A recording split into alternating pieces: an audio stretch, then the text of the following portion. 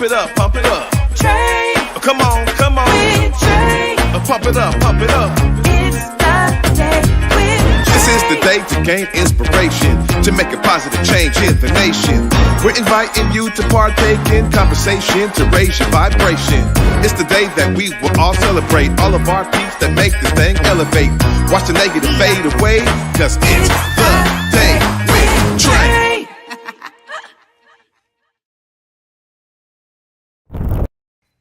Grand Rising, everyone. Welcome to the Day with Trae. I'm your host, Trae Holiday, and I want to welcome you to a winning Women's Wednesday. Let me tell you, I'm excited. I got two winning women in the building, y'all, for Women's History Month, and I'm ecstatic to talk to them. Alesha Washington is in the building, the president and CEO of the Seattle Foundation. Y'all, we're going to be talking a bit about philanthropy and, of course, women in leadership as we continue our Women's History Month theme and really glide into that topic with all of these phenomenal women and others who are joining me this month.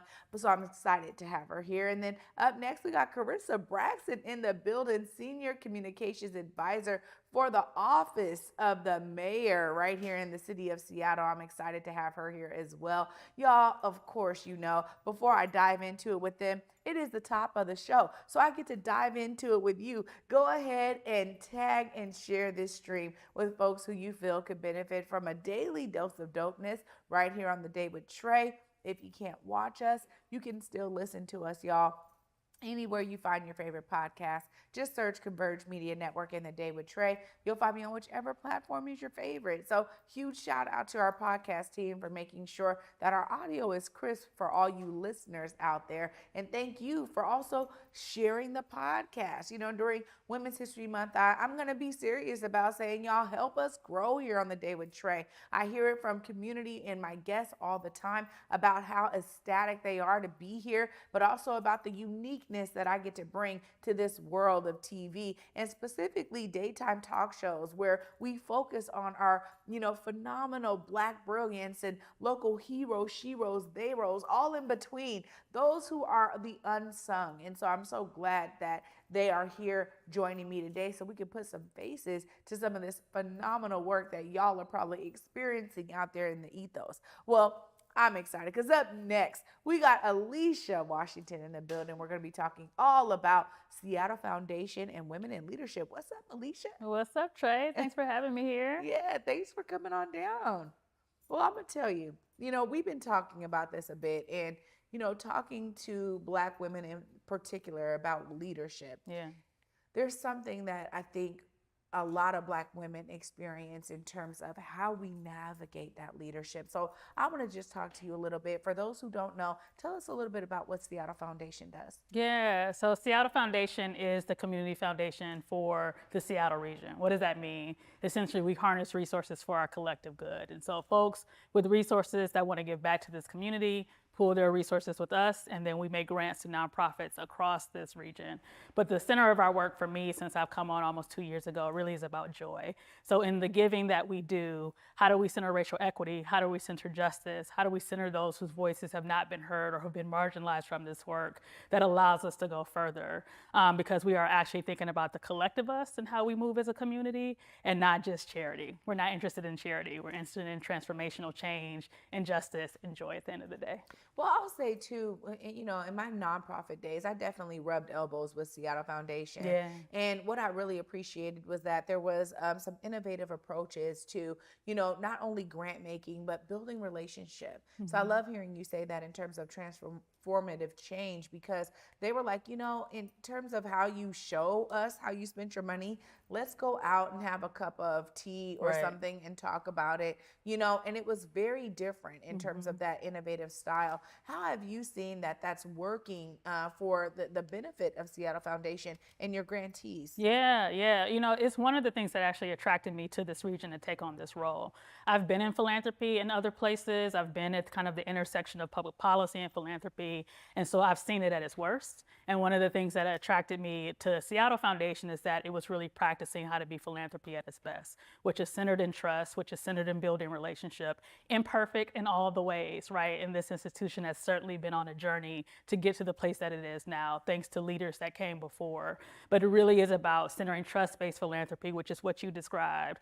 If you have solutions to the problems and opportunities that we see, I trust you and want to give you the resources to do that well. And then I want to learn with you on the journey as you are doing the work and how I can be an ally and partner in doing the work with you. And I think that was present when I came here, and we want to deepen that. I think the next part of deepening that is for those with wealth who also care about this place, is that we start to see the world bigger than just our own interests or our own families or our own neighborhoods. But how do I, with resources, also give in trusting ways, also learn and be in relationship and allyship with others.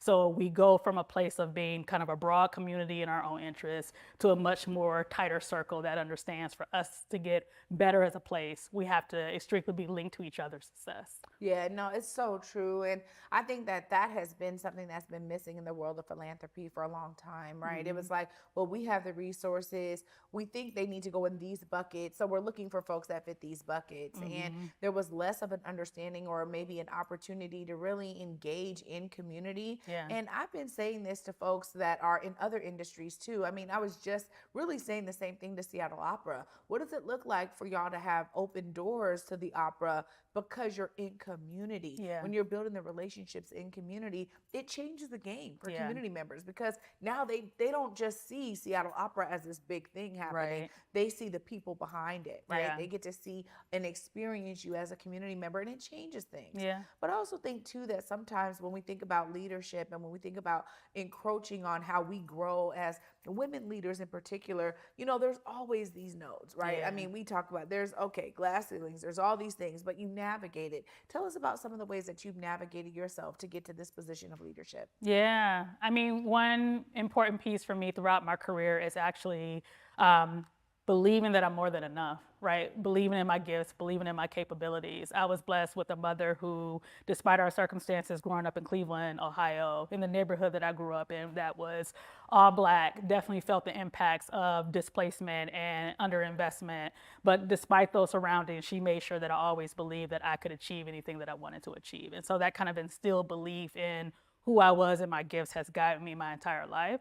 But leadership as women, as Black women in particular, is not easy, right? We're watching this play out in national headlines. I have felt it since I've been in this community. I've taken my licks in leadership, adjusting to this role. But what I've learned and what is grounding for me really is about how do I rest? How do I find joy? How do I find grounding, whether it's through my faith, whether it's through my community, but being just as intentional about how I care for me and love myself first as I care about community and try to love community. Well, that's a fine balance too sometimes to have to even not only find it for yourself, Yeah. but also figure out how to balance it all. I know people ask me the same things all the time, but I Yeah. love hearing that you have some things that are grounding you, particularly when you come from somewhere else. Because I Yeah. think I want to talk to you a bit about that too, Yeah. because coming here and being like, all right, I'm about to get into the Seattle community. Sometimes there's like, okay, well, where do I find Right. that node of community? How have you been able to navigate that? Yeah, well, I got very, very fortunate very early on because of a wonderful person named Donna Moody, who we know used to run Marjorie's Restaurant. We're all waiting for her to open up again, hopefully sometime this summer. But Donna's on the board of Seattle Foundation. She's actually the vice chair of the board now. And when I got here and was doing one-on-ones with my board members, Donna said, I don't want to come to the office and do a standard one-on-one. Let's meet at Marjorie's. Let's then go over to Seattle Arts and Lecture to see the unveiling of the new season. Like, we just kicked it for an evening. And it was in that time of building a relationship with her that I met other people within her community that embraced me. And I think had that not happened for me so early on, I'd be struggling right now. So I'm indebted to her for the way she built community for me, because it's helped me find a group of people I can always come back to when things are hard or when I need to celebrate something, that care about me for me and not a title. Yeah. See, that's a part of that self-care piece right there, Yeah. right? Because I think that isolation in leadership is real. And they always say it Yes. gets lonely at the top. Yes. But you really do have to find it. And I'm grateful to have been here and build that community. But I love hearing that you got here and was able to establish that early on. Now, when you think about some of those things that you tell young folks who are like, man, I'm trying to get to a position of leadership. Man, I want to be a president and CEO one day. Yeah. What are some of those things that you really want to make sure they understand and in their own journeys? Yeah.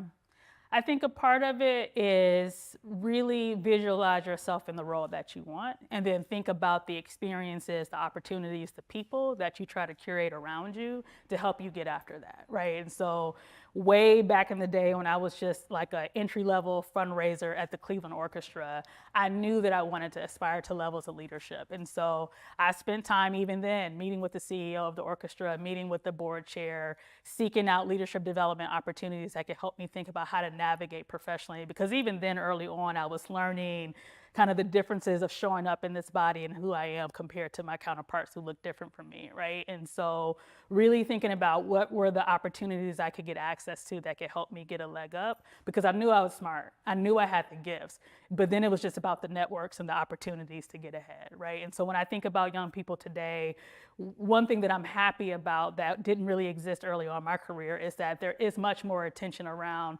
authenticity, about taking care of oneself and their kind of professional pursuits that didn't exist like that when I was kind of coming up in my career. And I'm grateful to see that. And so, you know, networks and seeking out opportunities that help you excel are still very much a thing that I think people should lean into, but doing it as them true selves, right? Like really thinking about the ways that you can authentically be yourself, but also be smart about the people that know you, that you get to know, because that's how opportunities happen. It's that moment when an opportunity pops and someone thinks of your name, and then you're in the know for the thing, right? It's not always just the online searching and networking that way. It is really building relationship that helps you get ahead. You know, it's great to hear you say that too, because I think so much of what I've been able to experience is exactly that. It's so organic. Yeah. And I think there's also something to be said about the levels of determination you have to have as even a young person, like you said, to have your eyes kind of on the prize. What is that vision I have for myself? How am I going to achieve it? And how are we going to actually be willing to receive the help? I think that's another thing too, because when you do have a strong vision, you have to be able to receive the help along the way in order to really pour into you and pour into that vision. But sometimes, you know, you think I got it because I planned it out. My trajectory is right. My vision board tells me, right? Yeah. And it's like, no, I mean, you have to also be willing to take a step back sometimes and receive that help. And I really appreciate what you said too about just younger generation having an understanding of, look, I need a good work-life balance. I need to be able to do some self-care. If I don't, I'm not going to show up as my best self, and I'm going to eventually burn out. That's right. And I want to talk a little bit about that burnout, because you were just saying it. I mean, we're experiencing these attacks. There's something to be said about how we can build each other up when we do hit that burnout. I mean, where were some of those hard times for you along your path that really either ignited that spark in you even more or really allowed you to learn a lesson? Yeah. You know, I didn't understand the importance of self-care until I broke down, right? And so in my early 20s, I can vividly remember having a nervous breakdown in the bathroom of the place where I worked because things had got that bad, right? Several months later, I'm in the emergency room because of a severe panic attack. And so when I say I had to hit rock bottom to then start to appreciate that I needed to care for myself and love myself first, that's the journey I had to take. And so that's why today I think I don't want to see other people have to hit that kind of bottom to know that taking care of yourself, and really it is like sleep and like water, right? It is walks, it is prayer, it is all the things that feed you and give you joy and give you strength that come first and foremost. Because the reality is, if I tap out of this role, people will say, "Oh," for a moment, and then they'll launch a new search for a new CEO and they will move on, right? And so if I know that is the reality of any work environment that I'm in, I have to prioritize myself and what I need. I think a part of that also shows up in when looking for opportunities, not just going for what you want and being desperate for what an institution can give you, but really thinking about what's the quality that I need from an institution and from a workplace to thrive. One of the greatest gifts one of my mentors ever gave me is like, I want you to make a list of your top 5. What do you need? Is it a short distance to work? Is it a boss that you are absolutely have the deepest faith and belief in? Like, what does it look like to have quality of life within your workplace? And then rate your opportunities that may come your way based on that. And then actually keep a chart that like you can objectively score that like, even though that seemed like a great thing, they only had 2 of the 5 things that I really needed, right? And so making sure that it's a give and take yes, they want you for a thing that you can do, but are they going to give me the thing as well? I think that very much is a part of self-care and a professional journey as well. I just appreciate this so much. And listening to you speak, I started thinking about self-worth. Because when you're thinking about these opportunities, I think oftentimes we feel as though they're few and far between. And so I gotta kind of take, hey, I don't know when this next one is gonna come. Yeah. Some of that is a bit of a scarcity mindset, Yeah. but we put that on ourselves, or like society kind of, Yes. naturally can put some of that on you as well, just based on how we've experienced Black women in leadership. Yeah.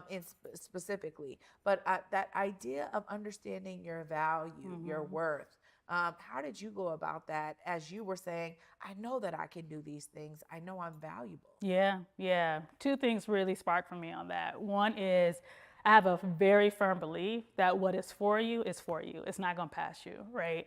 I think about that in my own journey to this role at Seattle Foundation. There was actually another opportunity in my hometown of Cleveland that I desperately wanted, and I prepared for, and I went after it, and I didn't get it. And I was devastated. And a week later, a recruiter started calling me about something called Seattle Foundation and would I consider it. And it was nothing that I was looking for, but I think it was one of the best decisions I've made in my career. And that moment came at the right time. So all the preparation I did for the other thing was actually my preparation for this. I just didn't know it in the moment, right? And so recognizing that is what is for you will not pass you by. I think the other thing, and especially for women and especially for Black women, is that know your worth and add tax to what that is. One of my greatest learning moments early in my career, still at the orchestra, I was out for drinks with my counterparts within the organization, and someone mentioned what they were making. And I realized I was making significantly less, but I was called on to do the most work within that office. That was my first learning moment of you're underselling yourself when you're going for these salary negotiations. And so whatever it is that they're offering you, go up, because the reality is they got it, right? It's auto negotiation. They're gonna start low before they actually land somewhere with you. And second, you're worth it. And so I think that ability to get past the fear of oh, it's too much. Oh, I shouldn't do that. No, do it, right? Because for self-worth, it also should be monetizing what you pay me at the end of the day. Come on now, pay the fee. Me. I love it. Right. I love it. Well, Alesha, I really hope this is not the last time you come here on The Day Thank with you. Trae. It's so refreshing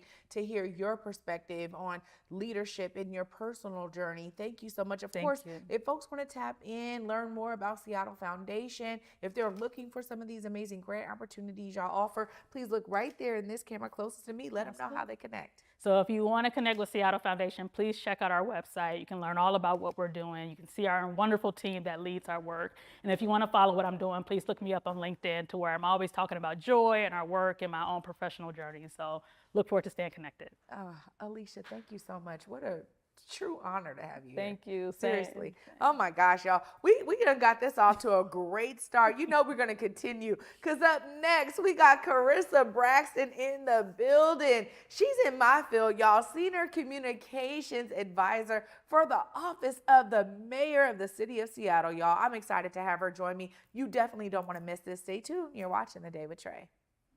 What's up, Seattle, Rose City, Big Boise, Spokane, T-Town? I see you every weekend on Back to Besa. And of course, I'm bringing you stories from all over the PNW. You already know your girl's keeping it real everywhere I go. And of course, you can stream current episodes right now on the Fox Local app, available on your smart TV. You on my mind a lot, don't need no time watch. I don't know how I got you in my pocket spot. Yeah, that's babe, need you every day. You seem like the barging down, got my heart no barging in. From the bed to the floor to the couch, might wake the neighbors up, break you in then break you out. In the end we gon' make a child, then we gon' hit the shower. Part 2 we don't need no pause. You miss me, we gon' get tipsy, don't need a power shot. Copy my steel, face the fact that. Copy my steel, face the fact that.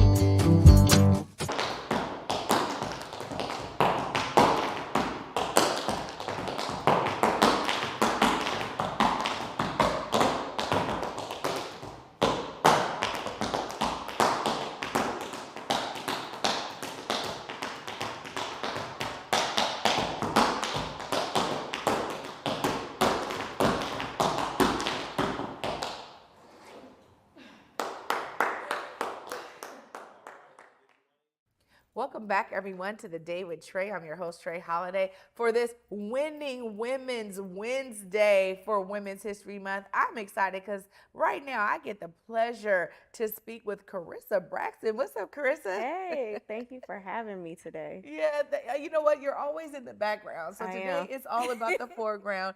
And I understand why you're always doing that, because you're always coordinating these amazing opportunities to share what the mayor's office is doing. Tell us about, how you got into this amazing role as a senior communications advisor. Honestly, I think it was all God. And the reason I say that is because I didn't necessarily go looking to go over there in the timing that it happened. I've been with the city for 7 years, which was shocking to me, but I was getting all these notifications on LinkedIn like, congratulations. And I'm like, for what? I was like, oh, I've been at the city for 7 years. Like, time really flies when you're working. And I have been in different communication roles for years.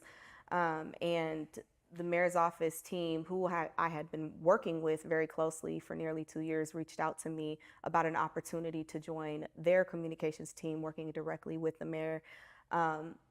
And it was a great opportunity. I went over, and honestly, I've been really loving it ever since. Well, something about communications, this is why I'm excited to talk to you, because, this is my jam. Yes. But something specific about communications that allows us to really not only be a part of the messaging, but then wield the messaging, right? Yes. And so I want to talk to you a bit about how you do that. How do you stay a part of it, and then also craft the opportunities and the messaging so that people in the city of Seattle know what's going on? Absolutely. That's a big question. I believe that when you are in the field of communications, you have an awesome responsibility. I very much believe that narratives both are in response to what's happening, and it also wields what is. And what I mean by that is, I think if you look at common narratives that are out in society, both the good and the bad, right? They come on the forefront, and they come on the back end. So you can have somebody who can speak something, into existence, and then all of a sudden the atmosphere has an opportunity to respond. And if you do that for the good, then good things happen. But I think we've also seen narratives when people speak things and things happen that have a negative impact on certain communities. So understanding the industry that I am in, when I decided to study journalism at Howard University, I wanted to be able to speak truth to power, but I wanted to tell the stories that I knew were not always captured in the ways that I thought were helpful. And I also wanted to be a disruptor of those narratives that I saw people were picking up and putting other people down in the process. And my journey has been interesting. It wasn't as linear as I thought it was going to be in 2014 when I left Howard, but I'm grateful for that, because every twist, every turn, every dip, every movement, prepared me for whatever was next that I wasn't anticipating. And I try to take everything that I have, all of my life experience, all of my technical acumen, so that every day when I'm going to serve the city that I love, I grew up here, I do it with integrity, and I do it understanding. I truly believe that with the tongue we speak life or death. And that's not just in religious settings. With the tongue, we speak life or death from our pulpits, from our podiums, for the people that you work with.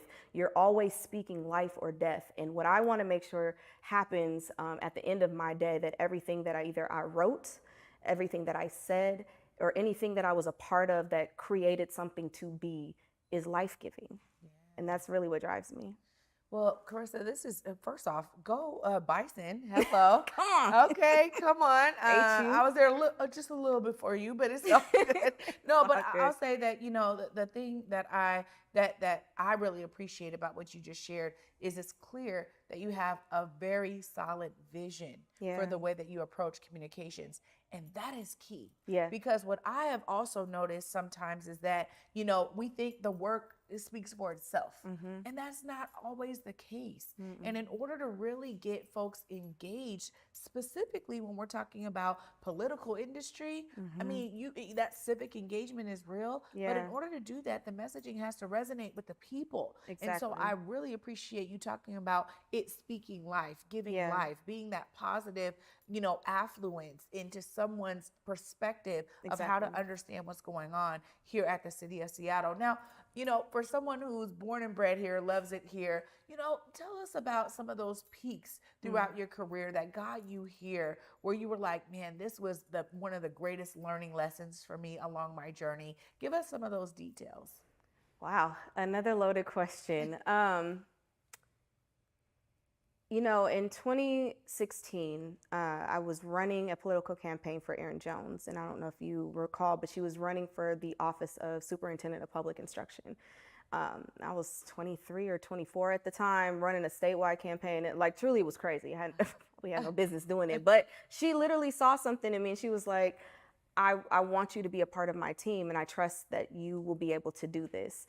And for me, that was one of the most pivotal parts of my career because I was put in a space where I was not comfortable. I did not feel qualified. I felt intimidated because I was significantly younger than everybody and I'd never done it before. And I am a perfectionist. Like, I'm very meticulous. I really want to do a good job.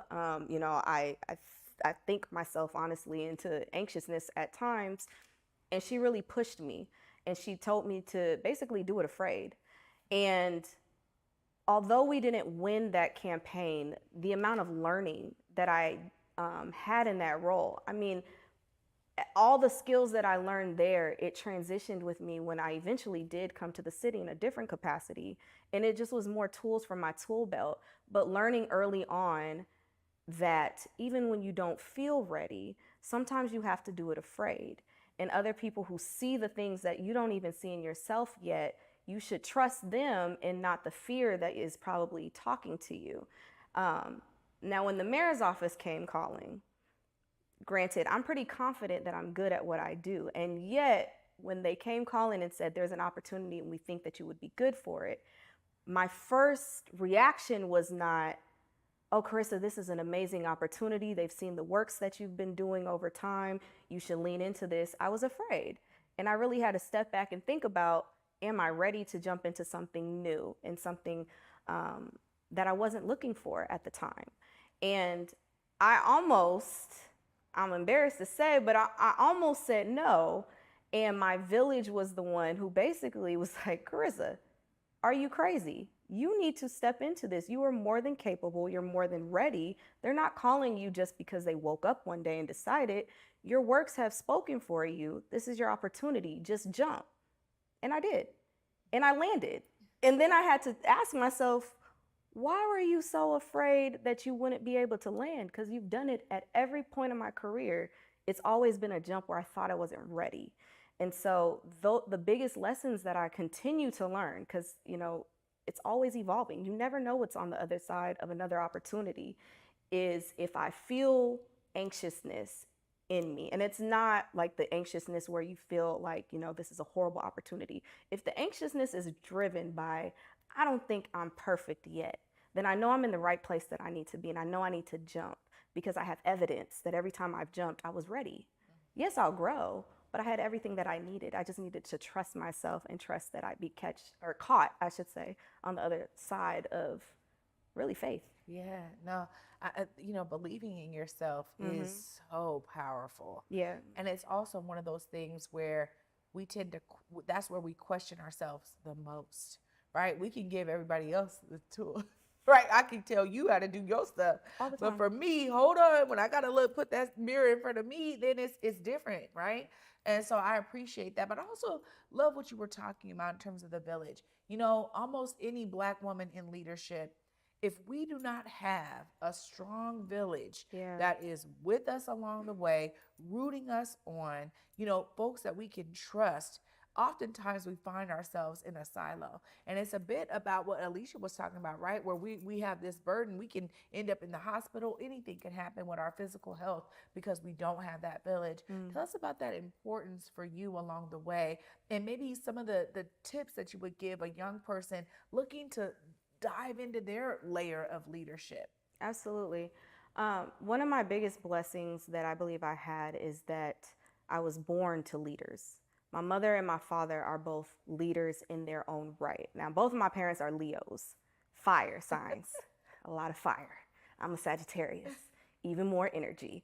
And I love my parents because they are both leaders in their own right, but they do it differently. My father, because of his personality and his vocation, he's very much in front of people. My mother, on the other side, she's in the background type of person. But when I tell you that when my mom She can move everything in the atmosphere and everyone responds to her. She's excellent at what she does. So growing up, I had two distinctly different but complementary visions of what does it mean to lead. And at the root of both of those leadership examples is service. They're servant leaders. The village that I grew up with and that raised me, they are all servant leaders. No matter what occupation that they have, they all are rooted in serving someone else and not just, I want to be in front for sake of my own ego. And so as I have come into my own, whether I am working at the city or whether I'm doing things with Delta, my sorority, or whether I am doing things, I'm on the board of directors of a wonderful, the KD Hall Foundation that's all about women and girls and rising them, or whether I'm just with my friends and my family, what I have learned is leadership, and the type of leadership people appreciate and respond to is that of which you are serving alongside. You don't always have to be in front, right? I think a lot of times past leadership examples, it was always the dominant personality that was up front. People responded, you gave an order, people went. And that serves its purpose in certain respects. However, when we think about how do we transform our communities, we serve alongside and with, because no one person has everything it's going to take to tackle the challenge, right?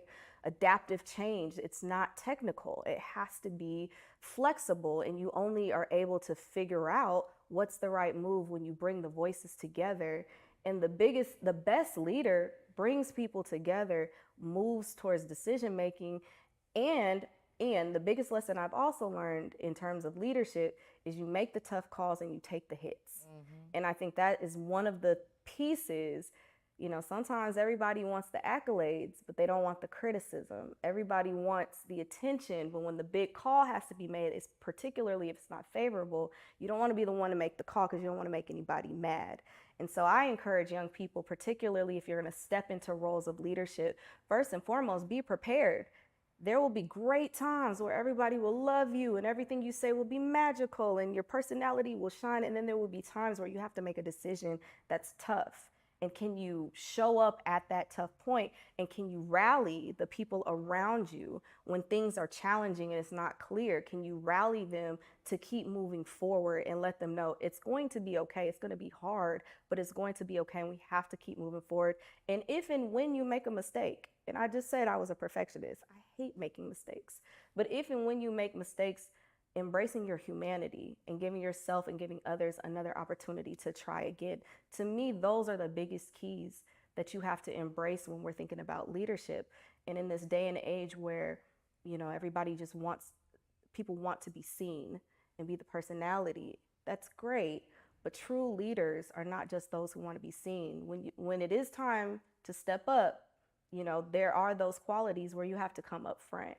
But never be afraid and think that if you are leading from the background that it's not valid, because that's where a lot of power is as well. Yeah. And I try to balance those things as I navigate my roles, and I encourage other people who are leading. If you're quiet, it's okay. Lead quietly, but you're still leading. And if you're loud, lead loud.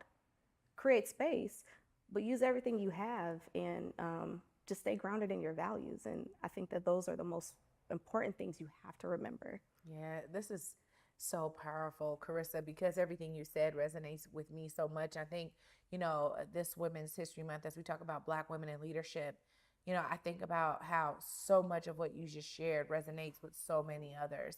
And really, there's again, I've been saying this, there are these threads of continuity when we think about our stories and how shared they actually are, no matter what industry you're in. So I just appreciate you and all of your leadership there at the mayor's office in communications. You're phenomenal and doing a great job. Of course, if folks want to tap in and stay connected to all the work that's happening at the mayor's office, please look right here. Let them know how they do so. Absolutely. Well, if you want to know what our amazing mayor is doing, or really just the work of the city, I always encourage people to go to seattle.gov, where you can sign up for newsletters and understand where people's social media handles are. Again, there's so much work that's happening in Seattle from all of our departments and partners, and I really encourage people to tap in, get to know what's going on and everything, stay informed and stay connected. Karissa, great work today. Don't let this be the last time, because I see you got the fire. I'm here for it every time. Thank you so much. Thank you for having me. Y'all don't know how many times she's been right here in the background making sure people are saying the right things when she done booked them on the show. So I love being able to spotlight her and her leadership and her journey. Of course, y'all know I'm going to wrap up all of this Winning Women's Wednesday right after this short break. Stay tuned. You're watching The Day with Trae. What's up, Seattle, Rose City, Big Boise, Spokane, T-Town? I see you every weekend on Back to Besa. And of course, I'm bringing you stories from all over the PNW. You already know your girl's keeping it real everywhere I go. And of course, you can stream current episodes right now on the Fox Local app, available on your smart TV.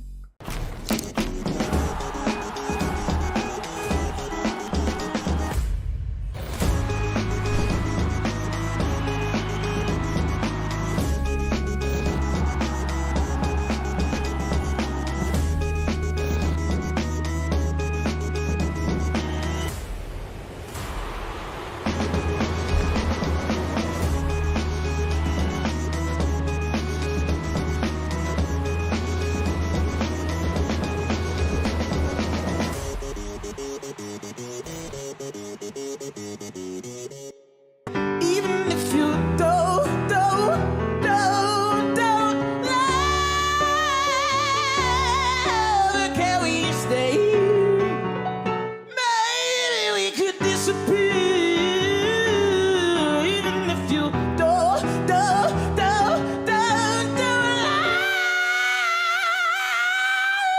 can we stay here? Maybe we could disappear.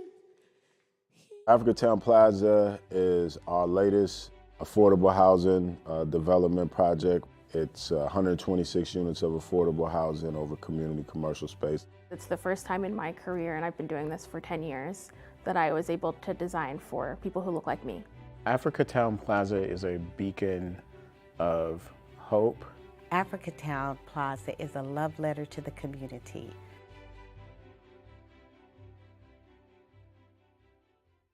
Welcome back, everyone, to The Day with Trae. I'm your host, Trae Holiday. I'm telling you, wonderful winning Women's Wednesday for Women's History Month today. Y'all, it was such a pure pleasure to have Alesha and Karissa on talking about their own journeys in leadership as Black women. This is a theme for us, not only this week where we get to shine a light on so many who are doing great work, but also in Women's History Month, it's important that we uplift the stories of those who are often not told. And I'll tell you this, when it comes to our history, there's a lot of women who were leading from the back, like Karissa was talking about, whose stories never really got told, who their lives were never really on the forefront. But you can't imagine how many women were making things happen during the civil rights era. Even with Malcolm X's journey, there were so many women who were doing the work behind the scenes. And I just want to give a shout out to all of you phenomenal women who are leading, whether you're in the front, the back, the side. We appreciate the encouragement that you continue to pour into the movements you're involved in. And no matter what, the inspiration abounds. Y'all know I was inspired today by what Alesha and Karissa shared. I want you to be inspired, because if you're not a woman, if you don't identify as a woman, and you're just out here, I'm telling you, there's a way that you can plug in to some phenomenal leadership with all of the women in your world. And there's also a way that you can pour into the world around you by becoming a leader. Some folks are saying, hey, I'm not a leader. That's okay. It takes all kinds, my mama says. And she's a phenomenal leader in her own right. But I encourage y'all to be inspired, because when you're inspired, it is really the antithesis of apathy to be inspired and to be engaged. And I encourage you to do so. Of course, for me, until tomorrow at 11 a.m., y'all. Peace.